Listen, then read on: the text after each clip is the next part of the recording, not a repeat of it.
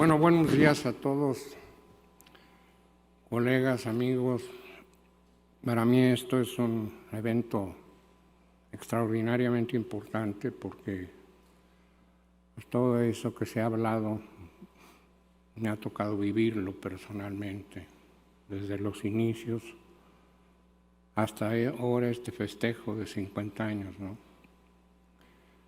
Muchos momentos agradables, muchos momentos difíciles, muchos pacientes atendidos en las unidades intensivas forman parte de lo que va quedando en la memoria. Y pues yo agradezco y me siento muy distinguido por poder participar con ustedes aquí el día de hoy. Como es una sesión en la que se presentan varios temas, pues van a ver que algo se va a repetir, porque en realidad si uno habla del inicio de la terapia intensiva y de la fundación de las asociaciones, pues se dará cuenta que varios van a tocar esos momentos tan notables que tuvo la medicina intensiva mexicana. Así que, sin más, verán ustedes que hemos cumplido 66 años de la primera unidad de terapia intensiva en México, una verdadera unidad de terapia intensiva, los años que se fundó la AMTI y la aprobación del Consejo Universitario. Precisamente he tratado de darle vuelta al logo de nuestra sociedad porque la gente que pensó en cómo debería de ser el logo tenía el objetivo de que al principio la letra alfa y al final de la vida omega, la función de la medicina intensiva era darle la vuelta, revertir ese asunto del proceso final de la vida y hacer que la gente sobreviviera. Así que entonces yo pues voy a referirme básicamente al desarrollo de lo que ha sucedido en nuestro país desde el año 66, más o menos hasta el 1982, porque esa etapa fue para mí fundamental en todo lo que sucedió en la medicina crítica. Verán ustedes en esa diapositiva que ahí aparece la fundación de la AMTI y también la fundación de la Federación. ¿Y cómo sucedieron estas cosas? Porque eso es muy importante, que uno tenga conciencia plena de cómo se originaron nuestras concepciones de atención y cómo se fundaron.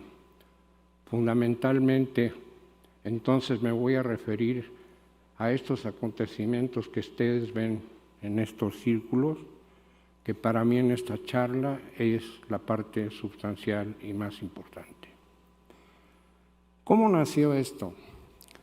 El doctor Villazón empezó a impartir un curso de medicina intensiva desde el año 71. Realmente, antes de la fundación de la AMTI, se habían dado 3 cursos. Y he dejado en esta diapositiva los demás, porque de ellos se derivó la fundación también de otras actividades del curso y de la federación. Pero vayamos a la primera parte, que son esos 3 cursos. Para esos 3 cursos, el doctor Villazón invitó a las gentes que en aquel entonces eran las gentes que más se reconocían en la medicina intensiva en los Estados Unidos. El doctor Luis del Guercio fue un iniciador del monitoreo hemodinámico y de la predicción de muerte en base a mediciones hemodinámicas. Publicó entonces un estudio que nosotros seguimos muy al pie de la letra para hacer nuestras investigaciones en la enfermedad grave. Por otra parte, el doctor Max Harry Wild, que de él voy a hablar un poquito más después, pero que es una gente importantísima, pues vino al segundo curso a hablar de pre-, trans y postoperatorio. Y luego me voy a quedar en el tercero porque aquí vino el doctor Peter Safar, precisamente como se dijo, él fue el testigo de honor porque en ese momento era el presidente número 3 de la Sociedad Americana de Cuidados Intensivos. Entonces el doctor Safar vino con nosotros y bueno, los cursos siguieron y el doctor Villazón siguió invitando gentes famosas e importantes de la medicina intensiva mundial.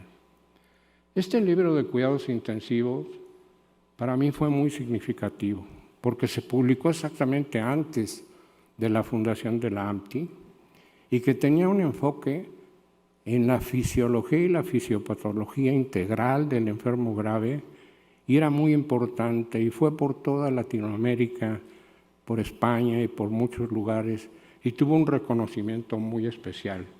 Por eso lo he traído.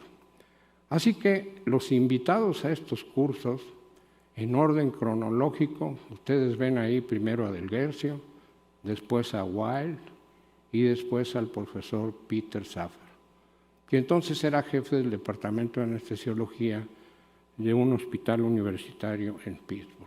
Extraordinaria gente.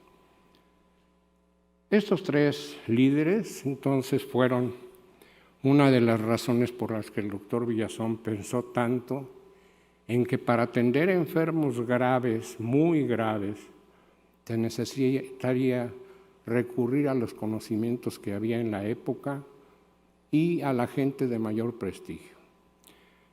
Voy a decir unas palabras del doctor Max Weil. Max Weil era cardiólogo, junto con Herbert Shubin, fueron los iniciadores en Estados Unidos de esta disciplina. Él era un PhD en fisiología, que había estado con uno de los profesores más reconocidos en fisiología y fisiopatología en los Estados Unidos. También fue un PhD en bioingeniería y cardiólogo. Entonces, las contribuciones desde la perspectiva de esa formación profesional del doctor Weil fueron muy importantes para la medicina intensiva.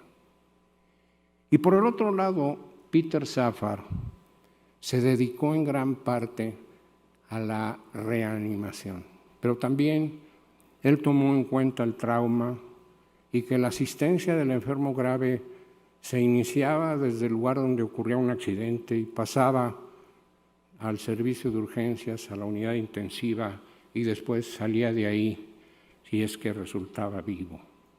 Ese enfoque de Peter Safar fue algo extraordinariamente importante.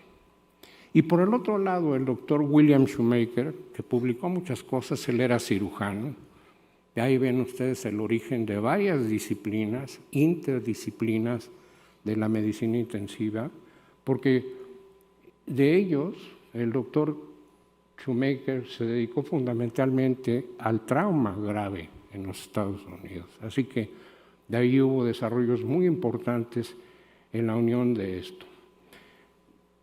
Yo presento los dos discursos de los primeros presidentes de la Critical Care Society, no para que lo lean, pero simplemente para que lo que tengo subrayado aquí, sí lo lean, porque dice que nuestros miembros fundadores estaban en lo correcto al reconocer que estas características multidisciplinarias era una de las fuerzas principales de la Society of Critical Care Medicine y que deberíamos reforzar este principio particularmente ahora en que el separatismo ha adquirido tanta popularidad. Y esto sucedió hace muchos años, pero no sé si en el momento actual hay cierta tendencia a ese separatismo, lo cual debemos evitar. Por el otro lado, lo que decía también el doctor Peter Safar, que estaba muy preocupado, que había que contrarrestar la atención desactualizada y fragmentada. Había que reunir a líderes de varias disciplinas, enfermeras, ciencias básicas, tecnología, bioingeniería, profesionales relacionados con la salud. Un enfoque multidisciplinar, de lo que es nuestra actividad actual. Así que entonces, en Estados Unidos nace la Sociedad Americana con 28 especialistas de diversas disciplinas en el año 1970. Traigo aquí al doctor Parás Chavero, que fue para mí uno de los inspiradores más importantes también de la medicina intensiva.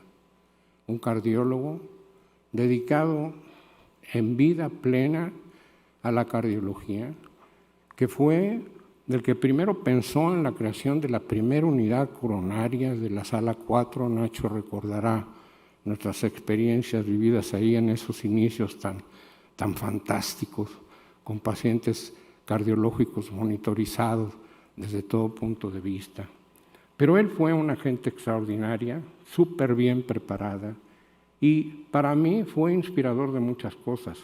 Y desde luego, el grupo de cardiólogos del Hospital Español, que en aquel entonces estaba, también fueron impulsores, y se realizó una relación muy especial entre lo que era la medicina crítica propiamente dicha y la medicina cardiológica. Había una unión muy especial. Recuerdo muy bien que cuando la unidad coronaria del Hospital Español decidió bajarse al 8º piso del 9º, donde originalmente estaba, en una de las visitas del doctor McHarry Weil a México nos dijo: qué mal acontecimiento me han informado. Ustedes deberían estar unidos y seguir unidos para siempre. Y así fue. Tuvo consecuencias importantes. Pero desde luego que yo seguía al maestro Villazón y él fue para mí pues una gente que llevo en el alma, que llevaré para siempre, porque fue tan entusiasta, sumamente estudioso. Publicó más de 10 libros en su carrera profesional.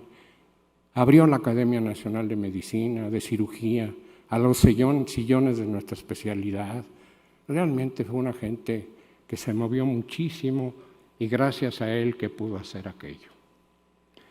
Las unidades de medicina intensiva en México, que ustedes pueden ver aquí en orden cronológico más o menos cómo están publicadas, que se fundaron, pero ya el doctor Clemente Robles había hecho algunos intentos de cómo tratar a los enfermos graves. Y nosotros nacimos en la unidad coronaria y de shock en julio de 1967 en el Hospital Español de México. Después ya se creó en el 69 la unidad coronaria y vinieron después varias unidades de terapia intensiva. Si hay alguna que omito probablemente, pues pido disculpas de antemano, pero más o menos para mí así fue el nacimiento de las unidades. Las que estaban funcionando para el año 73 son estas que ustedes ven aquí. Y de ahí se inspiró el doctor Villazón para invitar a los jefes de esas unidades para la fundación de la Asociación Mexicana de Medicina Crítica. Así que los nombres y los fundadores, que ya pasó el doctor antes que yo, cuyos nombres no voy a repetir porque ya se dijeron, pues aquí están. Pero vean cuántos cirujanos, cuántos cardiólogos, cuántos internistas, nefrólogos, neumólogos, anestesiólogos, un cirujano cardiovascular y yo. Así que esto lo viví para que se fundara en el año 1973 nuestra sociedad, también con 28 especialistas, con un enfoque justo, pero también en ciertos elementos un poco injusto, un poco político, porque la política de aquel entonces obligaba al doctor Villazón a hacer que las cosas se hicieran de esa manera. También pido disculpas a compañeros, a colegas míos, que debieron haber sido fundadores también junto conmigo y que eso era muy merecido, pero no sucedió así. Así es la política. Entonces nació, y aquí están algunos, no están todos los fundadores, Esta fotografía, por suerte, el doctor Raúl Carrillo nos invitó a la academia para que se tomara esta foto, y aquí pueden ver ustedes a la mayoría de los médicos fundadores de aquel entonces. Entonces, los cursos siguieron, los 9 cursos siguieron, y en cuidados intensivos, y por lo tanto, ¿cómo me regreso? Porque está medio... Entonces siguieron estos 9 cursos, y el Hospital Español siguió impartiendo sus cursos. El doctor Villazón invitando a gentes connotadas de la medicina intensiva. Y en una reunión mundial que hubo en París, Francia, asistieron como delegados de la AMTI el doctor Villazón y el doctor Luis Cervella también, para concursar por el siguiente Congreso Mundial. Y en aquel entonces la política mundial no concedió a México esa distinción, a pesar de lo que México había hecho, pero les autorizó organizar un evento panamericano en el 79. Así que entonces del 77 a 79 trabajamos para la organización de ese Congreso Panamericano y Ibérico con el doctor Villazón.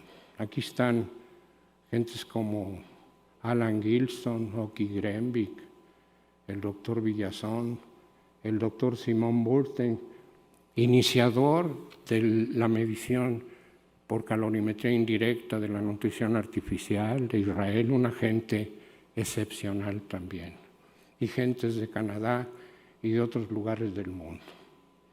Así que entonces la Federación tuvo una asamblea constitutiva el 26 de septiembre del 79 en el Hotel Hilton. El 12 de septiembre de 1980 se registró ante notario.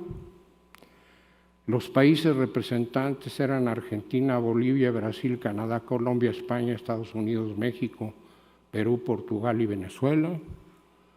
Y había observadores delegados de Chile, de Ecuador, de Panamá y de Uruguay.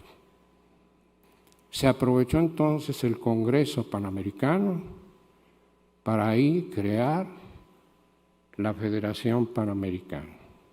Todo esto lo vi y lo viví.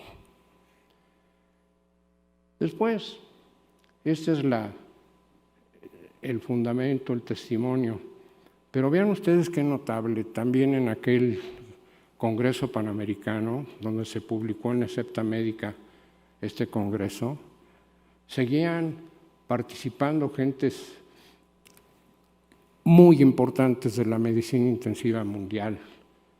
Por ejemplo, pueden ver ustedes aquí en insuficiencia respiratoria al doctor Shibeta, desgraciadamente falleció no hace mucho. En resucitación a Peter Safar de Pittsburgh, que ya estaba dedicado a la investigación y a la reanimación y a los efectos del paro cardíaco sobre el cerebro. Vinieron gentes de Argentina también, y desde luego al doctor Max Harry Weil.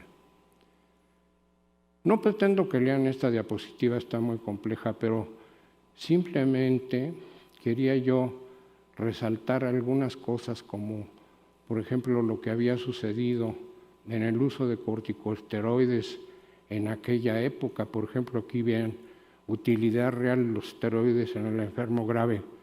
¿Y quiénes estaban en ese simposio? Max Harry Weil, el doctor Shibeta, William Shoemaker, Mac Ledingham del Reino Unido y Peter Safar. Qué oportunidad de poder haber presenciado aquel evento, aquel simposio dedicado exclusivamente al uso de esteroides que en aquel tiempo tuvieron tanto efecto en la medicina intensiva.